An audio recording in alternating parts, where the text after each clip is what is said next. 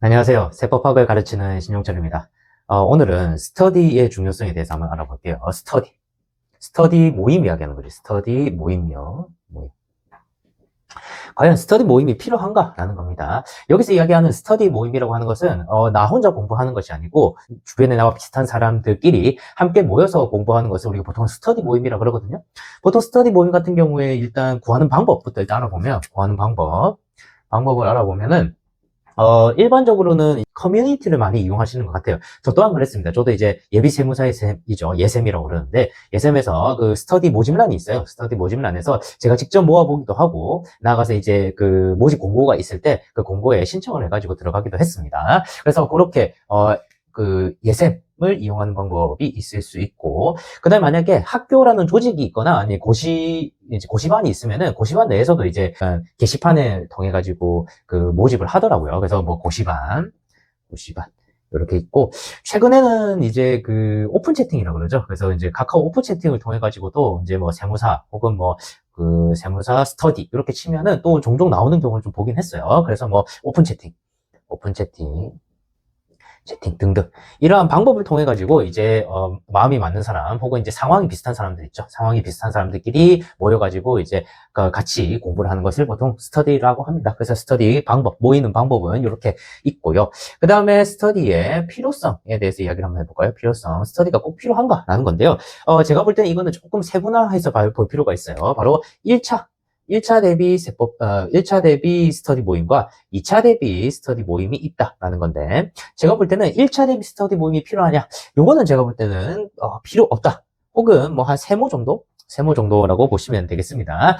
실제로 이제 1차는 객관식이다 보니까 모여가지고 다른 사람들과 함께 뭔가 나눌 수 있는 게 있느냐? 그런 게 잘 없어 보입니다. 실제로 잘 없어 보이고, 실제로 이제 모임을 통해 가지고 저희가 이제 그 누릴 수 있는 것들이 있어야 되잖아요. 스터디를 통해 가지고 얻는 것이 있어야지 우리가 스터디를 하는데 1차 같은 경우에는 스터디를 통해서 별로 얻는 것이 없어 보여요. 뭔가를 물어본다든지 내가 모르는 개념이 있으면은 주변 스터디원을 통해서 물어볼 수 있거든요. 그런데 1차 정도의 수준이라면 아마 같이 모여 있는 분들이 그렇게까지 그 많은 개념을 알고 있지 않다라고 저는 생각을 합니다.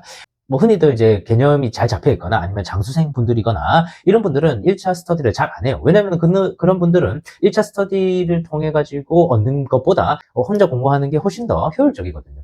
이 스터디를 하기 위해서는 우리가 지불해야 하는 여러 가지 비용들이 있습니다. 실제로 이제 시간이 일단 크죠. 시간 같은 경우에는 내가 준비해야 되고 또 그 장소에 가야 되고 또 그 장소에서 다시 집으로 와야 되는 이런 뭡니까? 그런 시간적 비용이라든지 아니면 실제로 뭐 교통비라든지 실제 비용 혹은 한번 나가게 되면은 뭐 커피 혹은 그 스터디 장소 대여 비용 이런 것들이 실제로 들긴 들잖아요.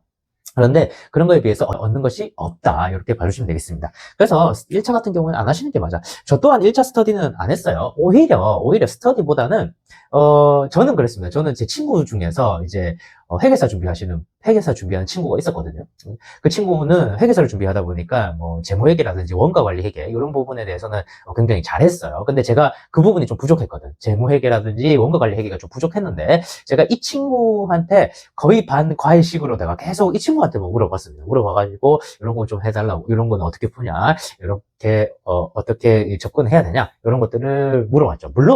물론 저도 비용을 좀 지불을 하긴 했습니다. 뭐 둘이 모였을 때는 제가 커피를 다 산다든지 아니면은 장소를 대여할 때는 꼭 장소 대여 비용도 제가 다 지불을 할 정도 하면서 제가 그 친구한테 많이 물어봤거든요. 1차 같은 경우에는 다시 한번 말씀드리지만 같은 수준에 있는 사람들끼리 모여가지고 1차 스터디를 하는 것은 비효율적이다라는 거죠. 오히려 뭐 멘토 같은 분, 오히려 멘토 아니면은 나보다 공부를 조금 오래 하는 분들한테 물어볼 수 있는 그런 방법을 통해 가지고 여러분들이 1차는 대비하시는 것이 좋겠다라는 것이 제 결론입니다. 2차는요, 그 스터디가 필요하냐? 2차는 저는 꼭 필요하다고 생각이 듭니다. 1차하고 2차의 가장 큰 차이점은 바로 2차는 논술이죠, 논술. 그러니까 실제로 글을 써봐야 돼요. 1차 같은 경우에는 객관식이다 보니까 만약에 내가 모르는 개념이 나온다 하더라도 어떻게 하면 됩니까? 그냥 찍으면 돼요. 비슷한 걸 찍어서 넘어가면 된단 말이에요. 그러다 보니까 뭐 찍어가지고 맞출 수 있잖아. 그러니까 확률 자체가 우리가 오지선다이기 때문에 뭐 5분의 1 정도 확률은 돼. 그러니까 맞을 수 있는 가능성이 20%나 된다 이 말이에요. 그런데 논술은요, 그 백지에다가 내가 아는 내용을 직접 손으로 쓰다 보니까 객관식하고는 많은 차이점이 있습니다. 그래서 2차는 그 답안을 구성하는 연습을 따로 해보셔야 돼요. 얘는 뭡니까? 답안 구성을 할 이유도 없고, 따라서 연습할 필요도 없어. 따로 뭐 연습할 필요도 없다라는 게 답안을 어떻게 써야 되는지. 뭐, 물론 이제 1차 같은 경우에는 이런 연습은 한번 해봐야 되겠죠. 뭐, OMR 카드를 한번, OMR 카드의 표시를 한번 해본다든지, OMR 카드 의 표시를 통해 가지고 내가 실제로 OMR 카드를 작성하는데 얼마나 시간이 걸리느냐. 뭐 예를 들어서 OMR 카드 작성하는데 한 5분 정도 걸리더라. 이런 것들을 한번 연습해 보는 거. 근데 요거 연습하는 것은 크게 어렵지 않아요? 그러면 좀 한 두 번 정도 해보시기만 하면 되는 거거든. 그러다 보니까 1차 시험은 그렇게 대비를 하면 되는데 2차 시험 같은 경우에는 실제로 답안을 구성을 해야 되다 보니까 이거는 직접 손으로 써보지 않으면요. 내가 아무리 관련 내용을 알고 있다 하더라도 백지의 그 관련 내용을 논리적으로 쓰는 것은 굉장히 어렵습니다. 굉장히 어렵습니다. 특히요. 뭐 그 답이 있는 것들 있잖아요. 그러니까 이제 그 회계학 같은 경우에는 사실 뭐 계산 근거를 쓴다고 하긴 하지만 제가 볼 때는 계산 근거 없이 답만 제대로 쓴다면, 답이라고 하는 것은 숫자만 제대로 쓴다면은 점수가 들어옵니다. 이것도 제가 그 경험이 있어요.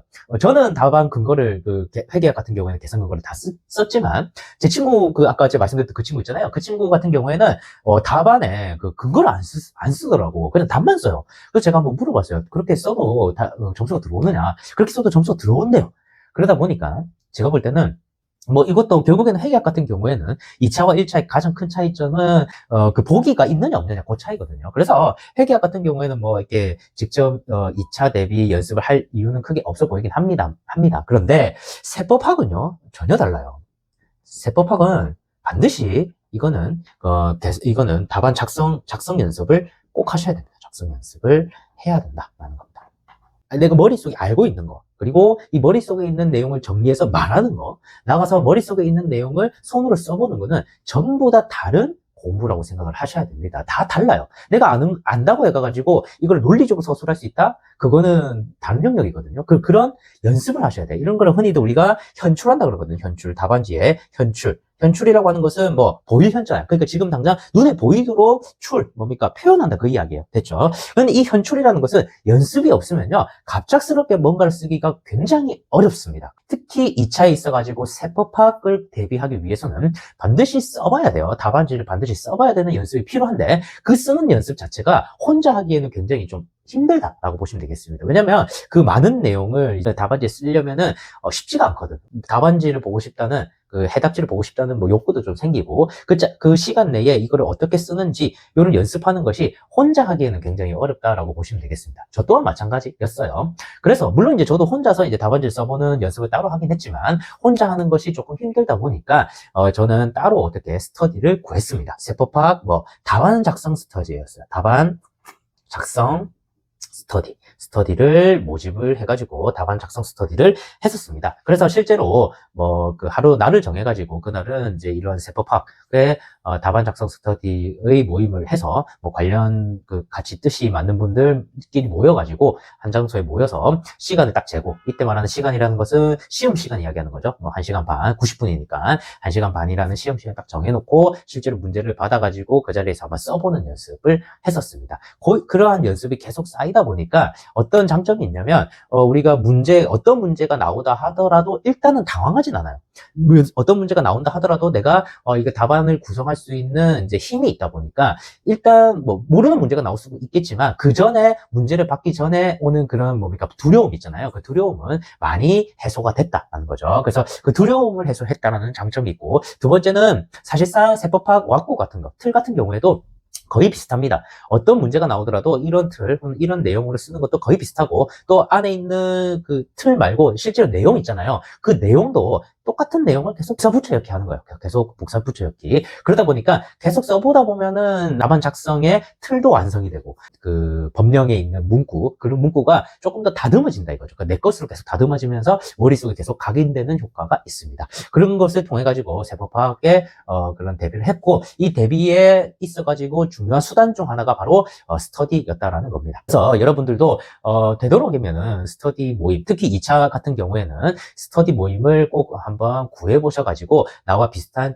상황에 있는 다른 학생분들과 함께 그것을 함께 공부를 해보는 그런 시간을 꼭 가져봤으면 좋겠습니다. 만약에요, 스터디가 안 된다 하잖아요. 그 뭐 내가 지방에 산다든지 아니면은 조금 외곽지에 산다든지 혹은 시간이 없다든지 그런 경우에 있어가지고 스터디를 못하는 경우가 있어요. 그런 경우에는 다른 방법을 꼭 쓰셔야 돼요. 그런 방법이 바로 GS입니다. GS. 바로 GS예요. GS. GS 모의고사 이야기하는 거잖아요. 그래서 일주일에 한 번 정도, 지금은 때가 아니에요. 지금은 이제 10월 달이니까 아직까지 GS 할 때가 아닌데, 이제 내년 2차를 준비하시는 분들은 유예 과정에서 GS 과정이 있습니다. 그 과정을 혼자 등록하셔가지고, 실제로 매주 토요일 혹은 일요일마다 가서 답안지를 작성해보는 연습, 시간 안에 맞춰서 답안지를 작성해보는 연습은 해보시는 것이 좋겠습니다. 스터디 모임에 대한 내용을 좀 설명을 드렸습니다.